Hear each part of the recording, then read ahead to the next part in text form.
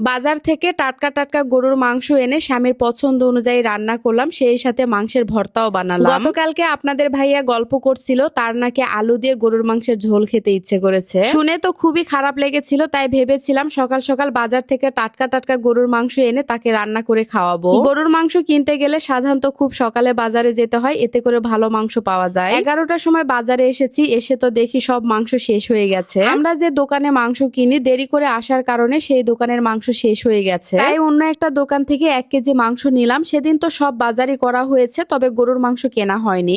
গত মাসে যে মাংস রান্না করে রেখে দিয়েছিলাম তো সেগুলো এখনো ফ্রিজে আছে, যার জন্য আর কেনা হয়নি। যাই হোক, বাসায় আসার পরে প্রথমে মাংসগুলো বের করে নিচ্ছি। মাংসগুলো বের করার পরে তো আমার মনটা ভীষণ খারাপ হয়ে গেছে, কারণ অর্ধেক চর্বি দিয়েছে। যতই বলি না কেন বেশি চর্বি হাড্ডি নিব না, তারপরও কিভাবে যে দিয়ে দেয় বোঝাই যায় না। এই তো দেখেন মাত্র কয়েক পিস সলিড মাংস দিয়েছে আর বাদবাকি সবই চর্বি দিয়েছে। যাই হোক, মাংসের পিসগুলো বেশ বড় বড় ছিল, তো সেগুলো আমি ছোট ছোট করে কেটে নিলাম। এবার মাংসগুলো ভালোভাবে ধুয়ে রান্নাটা বসিয়ে দিব। আগে তো 1 কেজি মাংস দিয়ে 1 মাস খাওয়া হতো, অর্থাৎ 1 কেজি মাংস 4 দিন রান্না করা হতো। যাই হোক, মাংসগুলো ধুয়ে নিলাম আর এই কয়টা মাংস আমি আলাদা করে রেখে দিয়েছি ভর্তা বানাবো। রান্না বসিয়ে দেওয়ার আগে আপনাদের সাথে ছোট্ট একটা রিভিউ শেয়ার করতে চাই। আমার হাতে যেটা দেখতে পাচ্ছেন এটা হচ্ছে গ্লো এসেনশিয়াল সোপ, যেটা ব্যবহার করার ফলে আমাদের স্কিনকে স্বাভাবিকভাবে উজ্জ্বল করে, ডার্ক স্পট রিমুভ করে, সেই সাথে আমাদের স্কিনকে স্মুথ করে তোলে। এই সোপটা বিশেষ কিছু উপাদান দিয়ে তৈরি, যার জন্য আমাদের স্কিনের ট্যান রিমুভ করে এবং গ্লো বাড়ায়। রাফ এবং ড্রাই স্কিনকে হাইড্রেট রাখে, সেই সাথে মুখের ব্রণ দূর করতে অনেক সাহায্য করে। আমি পার্সোনালি এটা গত 1 মাস থেকে ব্যবহার করছি, বেশ ভালো একটা রেজাল্ট পেয়েছি। এই গ্লো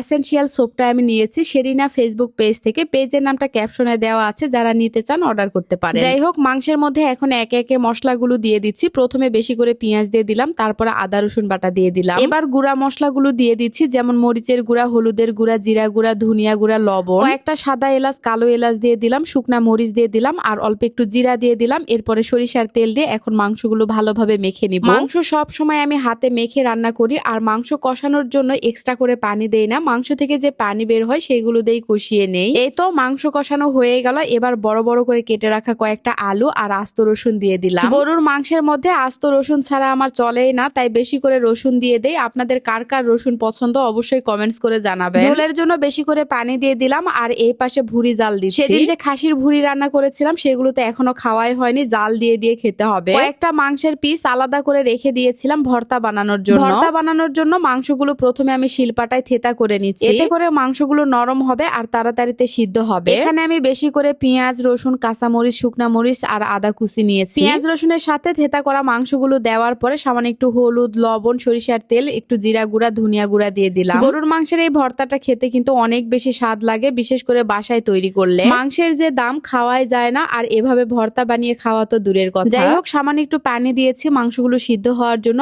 আর এদিকে মাংসের তরকারিটাও রান্না করা হয়ে গেছে। যেহেতু আপনাদের ভাইয়ার পছন্দ অনুযায়ী রান্না করেছি, তাই ঝোলের পরিমাণ একটু বেশি রেখে তরকারিটা নামিয়ে নিলাম। এই পাশে ভর্তার ভাজিটাও হয়ে গেছে, এখন নামিয়ে নিয়ে ভর্তাটা বেটে নিব। মাংসের এই ভর্তাটা খেতে যে এতটা স্বাদ লাগে, আপনারা যারা খাননি অবশ্যই একদিন বানিয়ে খাবেন। 1 প্লেট ভাতের জায়গায় 4 প্লেট ভাত খাওয়া যাবে, টেরি পাওয়া যাবে না। ভর্তা দেখে তো আর লোভ সামলাতে পারলাম না, গরম গরম 1 প্লেট ভাত নিয়ে বসে পড়েছি খাওয়ার জন্য। যাই হোক, আজকের মতো এখানেই বিদায় নিচ্ছি। সবাই ভালো থাকবেন, সুস্থ থাকবেন, আর ভিডিওটা ভালো লাগলে অবশ্যই শেয়ার করবেন। আল্লাহ হাফেজ, টাটা।